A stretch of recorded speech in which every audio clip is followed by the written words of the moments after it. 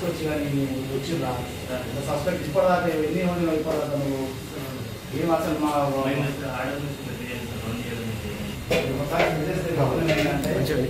ఇప్పుడు మేము వచ్చినాము సరే నువ్వు ఉందా లేదా తర్వాత సస్పెక్ట్గా మీట్ దొరికితే మాత్రం లాభం తీసుకపోయి ఒకవేళ దాన్ని నిజంగా అయిపోతే పోలీసులు వాళ్ళు క్రిమినల్ కేసు వాళ్ళు చేస్తారు at the same time forest act ప్రకారం మహిళా యాక్ట్ ప్రకారం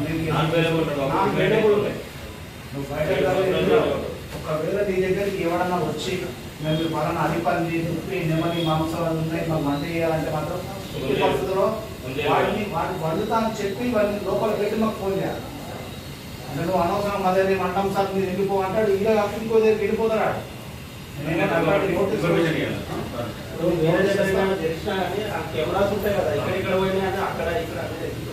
నోటీస్ ఇస్తాము.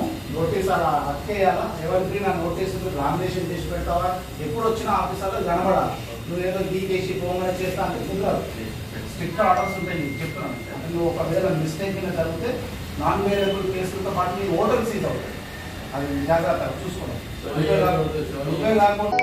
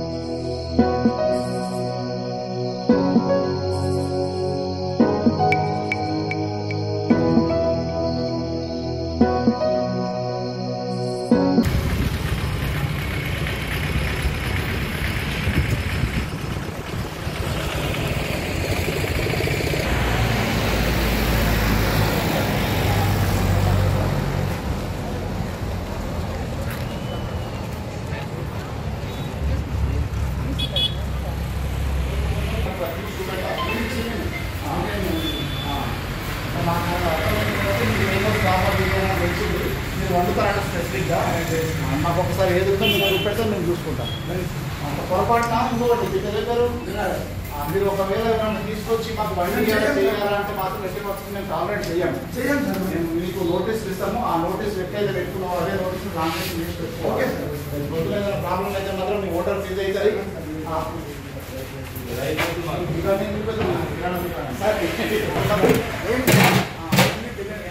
Only biryani sir chicken meet అదే చికెన్ మీటే బిర్యానీ బాగుంది.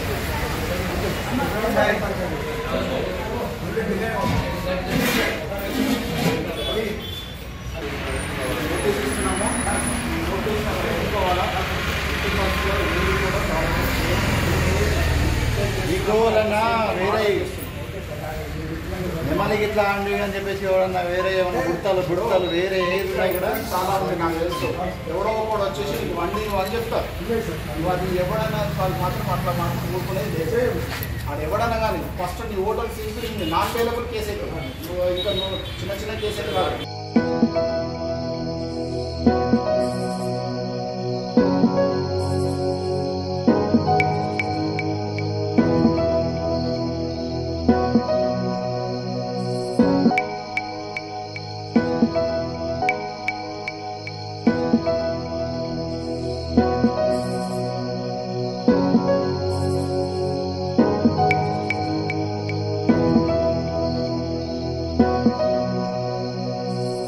మండల పరిధిలో ఇవాళ మేము పోలీస్ సిబ్బంది మరియు అటవీ శాఖ సిబ్బంది అంతా కలిసి కూడా మేము హోటల్స్ పైన రైడ్ చేయడం జరిగింది. మాకు స్థానికంగా ఉన్న ఎస్ఐ గారు కూడా మాతో పాటు ఇప్పుడు రైడింగ్లో పాల్గొని అక్కడ హోటల్ యజమానులకు డాబా నిర్వాహకులు అందరికీ కలిసి కూడా మేము స్ట్రిక్ట్గా వార్నింగ్ చేసింది ఏంటంటే ఏ వన్యప్రాణికి సంబంధించినటువంటి మీట్ మాంసం కూడా ఎట్టి పరిస్థితుల్లో వండకూడదు.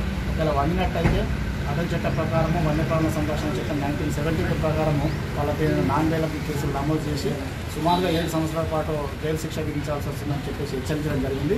ఇప్పుడు ఈ రానున్న కాలంలో ఎకో టూరిజం పార్క్ అనేది అభివృద్ధి చెందుతుంది కాబట్టి దాన్ని అభివృద్ధి చేయాలంటే ఇక్కడ వన్యప్రాణుల సంపద అనేది మోస్ట్ పెరగాల ఉంటేనే జనాలు రావడానికి ఇష్టపడతారు. కాబట్టి కొందరు ఇన్ఫర్మేషన్ ఏంటంటే మాకు ఇక్కడ ఎవరో గ్రామాలన్నా ఇక్కడ వండుతున్నారు చేస్తున్నారని కొంచెం మాకు ముందస్తుగా ఇన్ఫర్మేషన్ రావడం.